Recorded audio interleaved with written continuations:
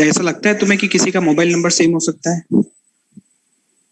Sir जैसे 2 student है उनका सेम हो तो अगर ऐसी नहीं, हो कंडीशन ही हो नहीं जाए सकता, तो वो डेटा इस एंट्री नहीं होगी, क्योंकि हम लोग जब डेटाबेस में टेबल करते हैं, है ना, तो उस टेबल जब उसके अंदर जाता है, टेबल में डेटा डालते हैं, तो हमेशा एटॉमिक वैल्यूज होती है ना, डुप्लीकेट वैल्यू कभी भी हम उसमें डालने की कोशिश ही नहीं करते। ओके ठीक है, तो हम लोगों ने कल ये सब पार्ट देखा था। टुडे हम लोग क्या देखेंगे, आज हम थोड़ा सा एसक्यूएल का पार्ट देखेंगे। ठीक है, हमने, फिर मैं वापस रिपीट करता हूँ, सबसे पहले हमने डेटाबेस मैनेजमेंट सिस्टम को समझा, एक रिलेशनल डेटाबेस मैनेजमेंट सिस्टम क्या होता है, उसकी टर्मिनोलॉजीज या कोर कॉन्सेप्ट या फंडामेंटल्स को देखा, थोड़ा सा एक सिस्टम समझ में आया कि हाँ डेटाबेस मतलब ये होता है। उसके बाद हम लोगों ने एक दूसरा पार्ट देखना चालू किया। क्या देखा दूसरा पार्ट हमने? माइस्क्यूएल, है ना, क्योंकि हम लोग माइस्क्यूएल पे उसका इम्प्लीमेंटेशन करेंगे। माइस्क्यूएल की जब हमने बात की तो हमने टेबल्स की बात करी, एंटिटीज, एट्रीब्यूट्स और कंस्ट्रेंट्स की बात करी। ठीक है, अब हम और थोड़ा सा डीप जाएंगे और एसक्यूएल पे बात करेंगे। आया समझ में सबको?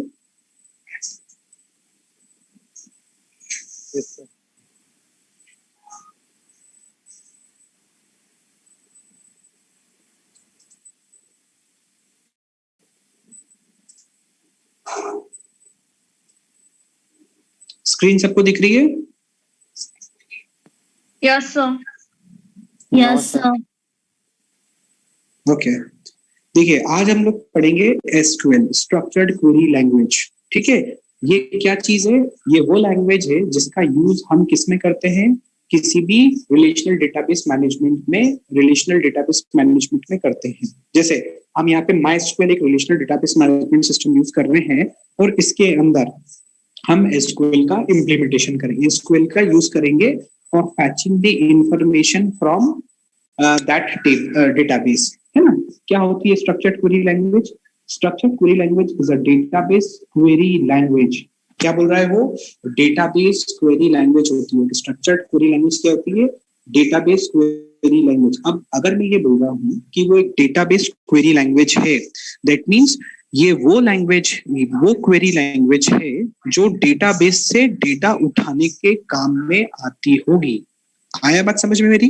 इसीलिए उसको बोला जाता है it is a database query language used for storing and managing data. देखो उसने आगे जाके और क्लियर किया है, उसने बोला कि हम इसको इसलिए डेटाबेस क्वेरी लैंग्वेज बोलते हैं क्योंकि with the help of this query language we are able to store the data and managing the data in any relational database management system. For example, हम अपने इस सेशन में MySQL पढ़ेंगे, है ना। तो MySQL is a relational database management system जिसके अंदर हम लोग structured query language का यूज करेंगे, जो कि एक क्या है? डेटाबेस क्वेरी लैंग्वेज है जिसका यूज हम स्टोरिंग और managing of data in database, ठीक है, इन रिलेशनल डेटाबेस के लिए यूज करेंगे। समझ में आया स्ट्रक्चर्ड क्वेरी लैंग्वेज क्या होती है? ओके, है ना। SQL was first commercial language, it is the first commercial language, ठीक है, introduced by E.F. Codes relational model of database. एक साइंटिस्ट थे, उन्होंने ये कॉन्सेप्ट लेके आए थे जब रिलेशनल डेटाबेस मैनेजमेंट का कॉन्सेप्ट आया, या डेटाबेस का जब डेटाबेस मैनेजमेंट सिस्टम का कॉन्सेप्ट आया था, तो जो सबसे पहली लैंग्वेज बनी थी उसके अंदर डेटा बनाने, मतलब लैंग्वेज को, डेटा को पिक करने के लिए, जैसे आप लोग जैसे C++, जावा, ओरेकल, सॉरी C++, जावा हो गई है, या आपकी पर्ल हो गई है, हाइबरनेट हो गया है, या आपकी जो भी लैंग्वेज है, R लैंग्वेज हो गई है ना, इस लैंग्वेज का यूज करते हो आप सॉफ्टवेयर डिजाइन करने के लिए, है ना। उसी प्रकार से किसी भी डेटाबेस के अंदर डेटा को स्टोर करने के लिए और मैनेज करने के लिए भी लैंग्वेज बनाई गई, उस लैंग्वेज को बोला जाता है स्ट्रक्चर्ड क्वेरी लैंग्वेज। और ये लैंग्वेज फर्स्ट किसने बनाई थी? E.F. Codd ने बनाई थी, ठीक है, for all relational database management system. Today almost all relational database management system, जैसा मैंने भी कहा, जितने भी रिलेशनल डेटाबेस मैनेजमेंट सिस्टम है, चाहे आप किसी का भी नाम ले लो, यहाँ पे जो लिखे हुए कुछ नाम, MySQL, Oracle, Informix, Sybase, MyAccess, है ना, MS Access, वो सब क्या यूज करते हैं? SQL का यूज करते हैं। इसी कारण से इसको बोला जाता है it is the standard database query language. समझ में आया? क्योंकि हर एक रिलेशनल डेटाबेस मैनेजमेंट सिस्टम क्या करता है, इसका यूज करता है to manage, to store, to manage the data in any of the relational database management system, और इसी करके इसको एक स्टैंडर्ड डेटाबेस क्वेरी लैंग्वेज बोला जाता है। ठीक है, SQL is used to perform all types of data operations in RDBMS। देखो मैंने उसमें एक बोल्ड करके लिखा है, जब हम स्टैंडर्ड डेटाबेस क्वेरी लैंग्वेज का यूज करते हैं, है ना, तो उससे हम लोग क्या परफॉर्म करने की कोशिश करते हैं, we are trying to perform all types of data operations. जैसे कुछ डेटा ऑपरेशंस के नाम या डिस्कशन हमने कल के लेक्चर में किया था, जैसे डेटा को डेटाबेस के अंदर डालने का काम, उसके अंदर कस्टमाइज करने का, अल्टरेशन, मॉडिफाई करने का, डिलीट करने का, अपडेट करने का, ये कुछ ऑपरेशंस हैं जो हम परफॉर्म करते हैं अपने डेटाबेस के ऊपर। समझ में आया यहाँ तक सबको? Yes sir. Yes sir. Okay, है ना। तो ये एक पार्ट हमने देखा कि what is the role of SQL और व्हाट इज एसक्यूएल, हमने समझा। प्लेसमेंट में जब आप बैठोगे तब अगर आप डेटाबेस पे आपकी इंटरव्यू चालू होता है तो वो यहाँ से स्टार्ट करता है कि व्हाट इज डेटाबेस, एक डेटाबेस क्या होता है, what do you understand bye structured query language. ठीक है, एक स्ट्रक्चर्ड क्वेरी लैंग्वेज क्या होती है ना, उसको डेटाबेस क्वेरी लैंग्वेज क्यों बोला जाता है, या उसको एक स्टैंडर्ड डेटाबेस क्वेरी लैंग्वेज क्यों बोला जाता है, और ये इसके क्या यूज है ना। तो इस तरह के क्वेश्चन होते हैं जो प्लेसमेंट में पूछे जाते हैं। ठीक है, अब हम लोग देखते हैं what are SQL commands which we used in SQL query. जब एसक्यूएल क्वेरी हम परफॉर्म करते हैं या यूज करते हैं या एग्जीक्यूट करते हैं ना, तो हम लोग कौन कौन सी एसक्यूएल कमांड का यूज करते हैं। ठीक है, तो बेसिकली देखा जाए तो चार तरह की एसक्यूएल कमांड्स, चार तरह की एसक्यूएल कमांड्स होती हैं जिनका हम लोग यूज करते हैं। ठीक है, SQL defines following ways to manipulate data stored in an RDBMS. ठीक है, हाँ, किसी को कोई क्वेश्चन था? नहीं, आगे बढ़ू? Yes sir. ओके, पहली आती है डीडीएल, जिसको हम लोग बोलते हैं डेटा डेफिनेशन लैंग्वेज। थोड़ा ध्यान से समझिएगा, ये बहुत इंपॉर्टेंट है, क्योंकि ये सब पार्ट पढ़ने के बाद हम लोग डायरेक्ट, ये सब वो थ्योरेटिकल पार्ट है जिसका इम्प्लीमेंटेशन हम लोग MySQL में डेटाबेस बनाकर, टेबल्स बनाकर, मतलब अगर ये पार्ट हम लोग कंप्लीट कर लेते हैं, इसके बाद हमारे पास केवल एक ऑप्शन बचता है, वो है एग्जीक्यूशन। समझ में आया? इसीलिए हम लोग ये सब चीजें पहले देख रहे हैं। इसका इम्प्लीमेंटेशन अब हम लोग क्या करेंगे, जब आप MySQL पे काम करोगे तब यूज होगा। है समझ में? जो पहली आती है वो आती है DDL, डेटा डेफिनेशन लैंग्वेज। देखिए, जब हमने डेटाबेस मैनेजमेंट सिस्टम पढ़ना चालू किया था तब मैंने एक वर्ड का यूज किया था, दो वर्ड हमने यूज किए थे, that is schema and instances. याद है? Yes sir. Yes sir. तो डेटा डेफिनेशन लैंग्वेज का काम क्या होता है, टू डिफाइन द स्कीमा या स्ट्रक्चर या overall design of a database, है ना। तो जब मैं डीडीएल की बात करता हूं, that is data definition language, तो मैं किसकी बात करता हूं, स्ट्रक्चर्स की बात करता हूं। किस स्ट्रक्चर्स की बात करता हूं, डेटाबेस स्ट्रक्चर, डेटाबेस का किस तरह का स्ट्रक्चर होगा, टेबल्स का किस तरह का स्ट्रक्चर होगा, मैं उसकी बात करता हूं, और उसमें यूज होने वाली कौन कौन सी कमांड्स होंगी जिनका मैं यूज करूंगा क्वेरी को लिखने के लिए।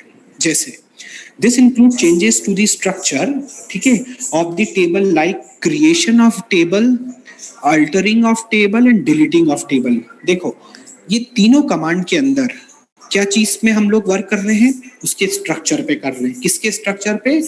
टेबल्स के स्ट्रक्चर पे काम कर रहे हैं, है ना। कौन कौन से, जब मैं डेटा डेफिनेशन लैंग्वेज की बात करता हूं तो मैं बात करता हूं स्ट्रक्चर ऑफ दी टेबल्स और डेटाबेस, है ना। और ये टेबल का स्ट्रक्चर या डेटाबेस का स्ट्रक्चर में अल्टरेशन करना, मतलब मैं क्या करूंगा कि क्रिएट ऑफ टेबल, अगर मैं टेबल को क्रिएट कर रहा हूं, है ना, तो किस तरह से कर रहा हूं, ठीक है। दूसरा, अल्टरेशन ऑफ टेबल, मेरे टेबल बन चुका है, उसके अंदर कुछ अल्टरेशन परफॉर्म करना, इसको हम बहुत डिटेल में देखेंगे, लेकिन हाँ व्हाट आर द कमांड्स ये अभी हम देख रहे हैं, ठीक है। और लास्ट मेरे पास ऑप्शन क्या बचता है डेटा डेफिनेशन लैंग्वेज में, डिलीटिंग ऑफ कमांड। कैंपस में पूछा जाता है कि can you please name me 2 SQL commands for DDL, और ये भी पूछ सकता है कि what do you understand by DDL, ठीक है, and what are the commands that we use in DDL. समझ में आई ये बात?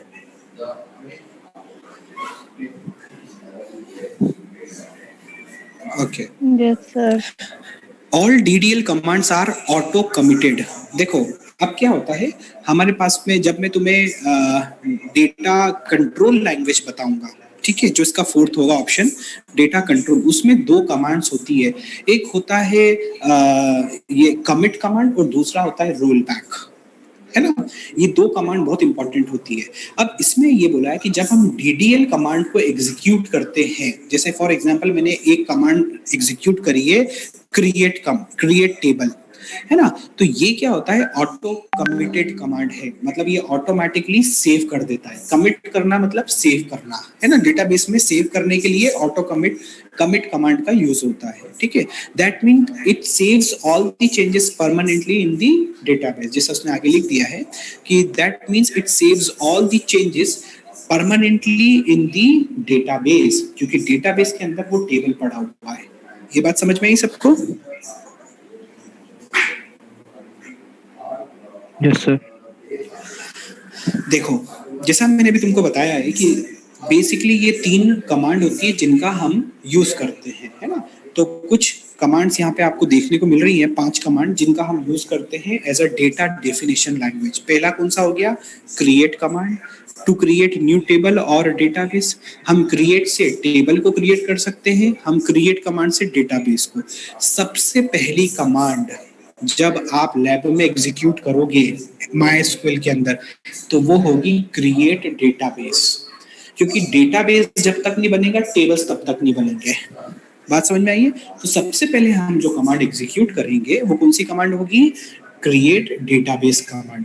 डेटाबेस जैसी क्रिएट होगा उसके बाद हम लोग क्रिएट टेबल, डेटाबेस के अंदर टेबल्स को क्रिएट करेंगे, टेबल्स को क्रिएट कर लेंगे, ठीक है। उसके बाद में क्या कर सकते हैं हम लोग? अल्टर कमांड का यूज कर सकते हैं। कुछ चेंजेस करने हो मुझे, ट्रंकेट कर सकता हूँ, delete data from the table, drop कर सकता हूँ, to drop a table, database के अंदर टेबल को ड्रॉप कर सकता हूँ, ट्रंकेट कर सकता हूँ डेटा को, ठीक है, डिलीट कर सकता हूँ या रीनेम कर सकता हूँ किसी टेबल को।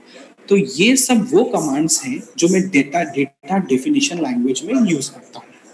आया सबको समझ में ये? Yes, sir. Yes, sir. Okay. Sir, drop. Drop command क्यों यूज होता है? अगर मुझे उस टेबल का यूज नहीं है, मुझे लग रहा है कि इस टेबल का अब आगे यूज नहीं होगा, या मैंने ऐसी बना ली है इसका कोई यूज नहीं हो रहा है, तो मैं उसको ड्रॉप कर सकता हूँ या डिलीट कर सकता हूँ। Okay, sir. Okay, data definition. Excuse me sir, sir drop और डिलीट में क्या डिफरेंस है फिर? देखो ये मैं तुम्हें बताऊंगा जब हम लोग एक टेबल पे जब टेबल पे काम करेंगे ना, तब मैं आप दोनों को ड्रॉप कमांड के थ्रू उस टेबल पे क्या चेंजेस आते हैं, डिलीट जब कमांड यूज करता हूँ उसमें क्या चेंजेस आते हैं, है ना। डिलीट क्या होता है कि एक ऐसा ऑप्शन है, जैसे अगर मान लेते हैं मेरे पास 2 टेबल्स हैं, है ना, और दोनों लिंक है ना, उनमें से मैं एक टेबल को डिलीट करना चाहता हूँ, है ना।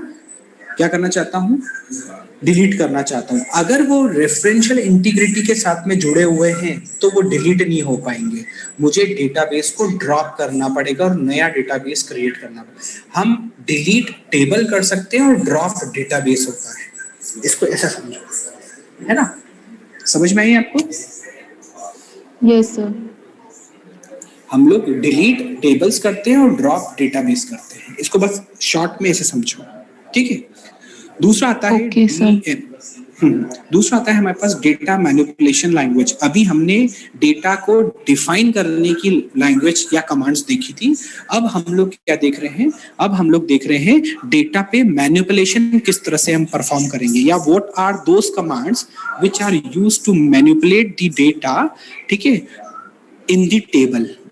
जब मैं टेबल डेटाबेस बना लिया, मैंने क्रिएट टेबल कर डेटाबेस क्रिएट कर लिया, क्रिएट टेबल कर लिए, तो मैंने एक स्ट्रक्चर तैयार कर लिया। अब स्ट्रक्चर तैयार करने के बाद में मैं क्या बनाऊंगा, एट्रीब्यूट्स बनाऊंगा उसके अंदर। अब एट्रीब्यूट्स बनाने के लिए मुझे मैनिपुलेशन कमांड्स की जरूरत पड़ेगी। तो एसक्यूएल ने एक ऑप्शन दिया है कि डेटा मैनिपुलेशन कमांड्स होती है, लैंग्वेज होती है, जिनकी मदद से हम लोग वो डेटा पे मैनिपुलेशन परफॉर्म कर सकते हैं। Data manipulation commands are used to manipulate the data stored in the tables and not the table itself. ठीक है, मतलब जो टेबल के अंदर डेटा है हम उन्हीं पे मैनिपुलेशन परफॉर्म कर सकते हैं। Data manipulation commands are not auto committed. सबसे important, DML commands are auto committed. Campus में पूछा जाता है कि व्हाट आर, क्या आप ये बता सकते हो कि डीएमएल कमांड्स ऑटो कमिट होता है कि DML command, DDL command auto commit होता है कि डीएमएल कमांड ऑटो कमिट होता है ना। तो थोड़ा सा कंफ्यूजन हो जाता है उस समय हमें, है ना। तो ध्यान में रखना कि जो डेटा मैनिपुलेशन लैंग्वेज रहती है ना, जिसमें हम क्रिएट डेटाबेस करते हैं, क्रिएट टेबल करते हैं, या अल्टरेशन परफॉर्म करते हैं, या डिलीट करते हैं, या ट्रंकेट करते हैं, या ड्रॉप करते हैं, वो सब कमांड्स ऑटो कमिटेड होती है, ऑटोमेटिकली चेंजेस उसके अंदर सेव हो जाते हैं, ठीक है। But when we perform data manipulation operations, ठीक है, on to the data which are stored in the table, तो वो ऑटो कमिट कभी नहीं होते हैं। उन्हें हमें क्या करना पड़ता है, सेव खुद करना पड़ता है, ठीक है। तो ये नॉट कमिटेड होते हैं। It means changes are not permanent to database, they can be rolled back. हम क्या कर सकते हैं, इनको रोल बैक करके चेंजेस परफॉर्म कर सकते हैं। समझ में आया? इसमें हम लोग क्या कर, हाँ एग्जाम्पल अभी आ रहा है आगे। Insert, to insert a new row, update करना हो, अपडेट एग्जिस्टिंग रो, डिलीट करना हो मुझे किसी रो को। देखो बेसिकली तुम ये सारी कमांड में एक चीज देखो कि मुझे इंसर्ट करना है, क्या करूंगा मैं, इंसर्ट अ न्यू रो, ठीक है। अगर मुझे अपने टेबल के अंदर कोई एक एडिशनल रो डालनी हो तो मैं क्या यूज करूंगा, इंसर्ट कमांड का यूज करूंगा। It is a manipulation command. दूसरा, अपडेट मुझे परफॉर्म करना हो किसी एग्जिस्टिंग रो के ऊपर तो मैं क्या यूज करूंगा, अपडेट कमांड का यूज करूंगा। डिलीट करना हो मेरे को किसी रो को, अभी मैं टेबल को डिलीट करने की बात नहीं कर रहा हूं, मैं किसको डिलीट करने की बात कर रहा हूं, मैं रो को डिलीट करने की बात कर रहा हूं, ठीक है। तो मैं डिलीट कमांड का, और अगर मेरे को मर्ज करना हो किसी दो रो को, ठीक है, किसी दो टेबल्स की, तो मैं क्या यूज करूंगा, मर्ज कमांड का यूज करूंगा। समझ में आया ये? सर वो टेबल डिलीट से तो टेबल को डिलीट कर सकते हैं ना पूरा? हाँ कर सकते हैं, मैं वही कह रहा हूँ कि आप वो भी कर सकते हैं। और ऐसे सेपरेट रोज और कॉलम्स भी डिलीट कर सकते हैं?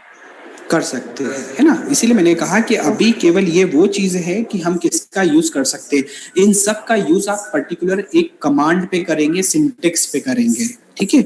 आगे चल के बताऊंगा कि वो कैसे यूज होगा। अभी केवल मुझे उसका नाम पता होना चाहिए और दूसरा उसका फंक्शन पता होना चाहिए कि what is the function and what is the command which can be used over to the database, over to the table, ठीक है।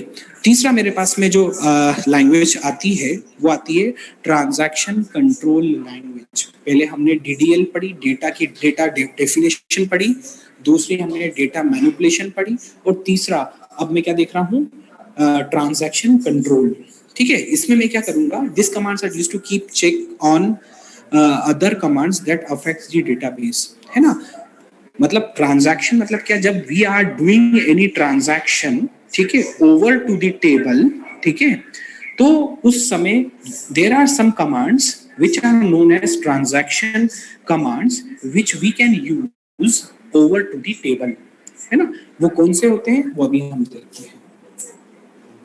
जैसे कमिट, जैसा मैंने आपको बोला था, कमिट, रोल बैक और सेव पॉइंट्स, ये वो सारे कमांड्स हैं जो हम ऑपरेटिंग सिस्टम में देखते हैं, है ना।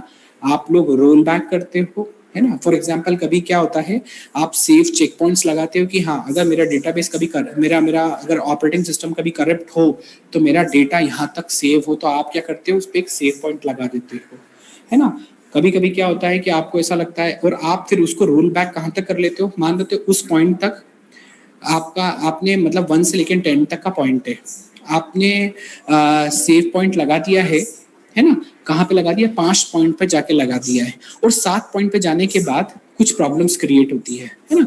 तो आप लोग क्या कर सकते हो ऑपरेटिंग सिस्टम के अंदर कि 5 पॉइंट तक पे जाकर उसको रोल बैक कर सकते हो, ताकि क्या है कि वो 2 पॉइंट का नुकसान होगा, डेटा का नुकसान होगा, आपका पूरे डेटा का नुकसान नहीं होगा, है ना। उसी प्रकार से डेटाबेस के अंदर भी एक ट्रांजैक्शन कंट्रोल कमांड्स होती हैं, उसके अंदर भी ये 3 कमांड्स हम एग्जीक्यूट करते हैं, लेकिन जो फंक्शन है इसका ऑपरेटिंग सिस्टम में उससे थोड़ा सा डिफरेंट इसका जो ऑपरेशन होता है वो डेटाबेस लैंग्वेज पे होता है, ठीक है। वो क्या होता है देखते हैं। कमिट मतलब to permanent save the data, है ना। DML DDL जो होते हैं वो परमानेंटली सेव कमांड्स होती है जो हम लोग यूज करते हैं, ठीक है। दूसरा roll back to undo changes, मतलब हम लोग बेसिकली रोल बैक का यूज कहाँ पे कर सकते हैं, जब हम टेबल्स के अंदर रोज पे काम करते हैं तब हम रोल बैक का यूज कर सकते हैं, इस कमांड का यूज हम वहां पे कर सकते हैं। सेव पॉइंट्स हो गए, सेव पॉइंट्स में भी टू सेव डेटा टेम्पररी, जब हम टेबल्स के बाद में व्यूज को देखेंगे, है ना, व्यूज को, वहां पे हम लोग सेव पॉइंट्स का यूज करते हैं, है ना। कैसे यूज करते हैं वो मैं आपको बता दूंगा। ये समझ में आया? Yes sir. ओके। और लास्ट आता है डेटा कंट्रोल लैंग्वेज, ठीक है। डेटा कंट्रोल लैंग्वेज मतलब how you can control the data, ठीक है। जैसे आप लोग क्या करते हो, जब फॉर एग्जांपल आपका किसी कंपनी में सिलेक्शन हुआ, है ना, और आप एज अ डेटाबेस एडमिनिस्ट्रेटर कहीं चले गए, है ना, फिर हम लोग क्या करते हैं परमिशंस ग्रांट करते हैं। मेरे पास में 5 लोग हैं, है ना, उस एक डेटाबेस से मेरे पास में वो 5 लोगों को शेयर हो रहा है ना। अब मैं 5 को पूरा डेटाबेस शेयर नहीं करूंगा, मैं क्या करूंगा, 1 नंबर वाले को कुछ फंक्शंस दूंगा, दूसरे वाले को 2 फंक्शंस दूंगा, तीसरे वाले को 3 फंक्शन दूंगा, चौथे वाले को 2 फंक्शन दूंगा और 5वें वाले को 3 फंक्शन दूंगा। तो इस तरह का जो मैनेजमेंट है वो हम किसके थ्रू करते हैं, डेटा कंट्रोल लैंग्वेज कमांड के थ्रू करते हैं, ठीक है। जिसके अंदर मेरे पास जो कमांड है वो कौन सी है, ग्रांट और रिवोक कमांड, ठीक है। कौन कौन सी कमांड है, ग्रांट और रिवोक कमांड। ग्रांट मतलब ग्रांट परमिशन ऑफ राइट, और दूसरा रिवोक मतलब टेक बैक द परमिशन। अब फॉर एग्जांपल मैंने नंबर 1 और नंबर 2 को इंसर्ट और डिलीट करने के ऑप्शन दिए, है ना, उनने डेटा को इंसर्ट कर लिया, है ना, और फिर देखा मैंने कि वो कुछ अननेसेसरी डेटा भी डिलीट कर रहा है, तो मैंने उससे क्या कर दिया, मैंने उससे रिवोक कर ली डिलीट कमांड, है ना। मैंने फिर उसके ऊपर क्या परमिशन ग्रांट कर दी कि you can only insert the data, you can not delete the data.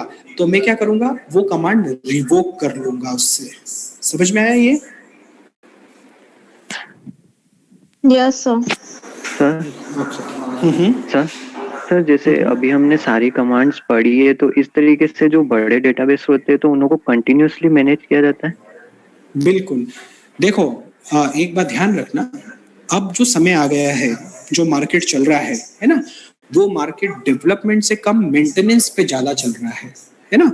क्या हो रहा है कि पूरे वर्ल्ड में आज की तारीख में सबसे ज्यादा वैकेंसीज जो निकलती हैं वो डेवलपमेंट की नहीं निकलती है, वो किसकी निकलती है, सर्विस की निकलती है।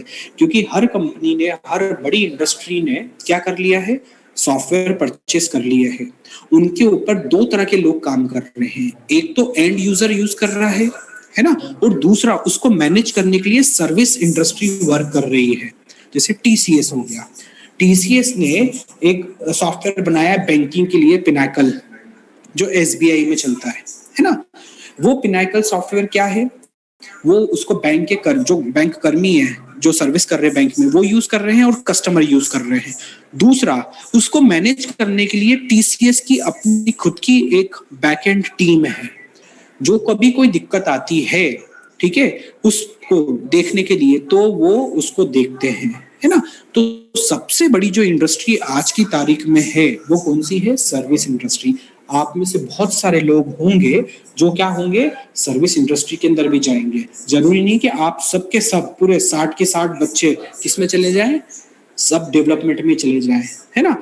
मेरे पास जब भी आप लोग आए होंगे, मैं समझता हूँ आप में से लगभग सभी बच्चों से मेरी बात हुई है और मैंने आप सबको एक कॉन्सेप्ट हमेशा बताया है। जब भी मैंने आपकी काउंसलिंग करी है तो मैंने यही बोला है कि आप लोग एमसीए इसलिए मत करो कि तुम्हें डेवलपमेंट में जाना है, आप एमसीए इसलिए करो क्योंकि बहुत सारे सेक्टर हैं अपार्ट फ्रॉम डेवलपमेंट जिसके अंदर आपके पास जाने की अपॉर्चुनिटी मिलेगी। आया समझ में? इसीलिए आप अपने प्रोसेस को स्ट्रॉन्ग कर लो। मार्केट में जिस दिन उतरोगे ना उस दिन तुमको इतने सारे डोमेन्स दिखेंगे, इतनी सारी अपॉर्चुनिटीज मिलेंगी which are totally apart from your development side. समझ में आया सबको? Yes sir. चलिए आज अभी इतने ही पढ़ते हैं, है ना। इसको थोड़ा सा आप रिवाइज कर लो। सेकेंड लेक्चर हम 15-20 मिनट के बाद स्टार्ट करेंगे, ठीक है। In the mean time if you do have any query. हाँ सर अच्छा डीएस का है। Yes sir. अच्छा आज एक ही होता है। हाँ हाँ ठीक है। वेडनेसडे आज। अच्छा ठीक है। अरे यार मेरे पास अभी तक अपडेट नहीं हुआ और मेरे को टाइम नहीं मिला इसलिए। चलिए कोई बात नहीं, आप लोग इसको एक बार पढ़ लेना, समझ लेना। कोई क्वेरी आती है मैं इसको शेयर कर दूंगा मोस्ट प्रोबेबली आज, है ना, शेयर कर दूंगा। If you do have any query तो आप मुझे कल हम लोग जब स्टार्ट करेंगे, कल या परसों जब भी लेक्चर होगा तब हम इसको और थोड़ा सा देख लेंगे। ये सब हम अभी क्यों देख रहे हैं, क्योंकि जब हम लोग डेटाबेस क्वेरी को लिखना चालू करेंगे किस पे, आपकी MySQL डेटाबेस के ऊपर, तब हमें ये सब का एक थोड़ा सा प्रोएक्टिव नॉलेज होगा तो हमारे लिए लिखना आसान होगा। आया सबको समझ में? Yes sir. Okay sir. चलिए okay, good bye. Thank you sir. Bye sir. Thank you. Sir. Thank you, sir. Thank you, sir.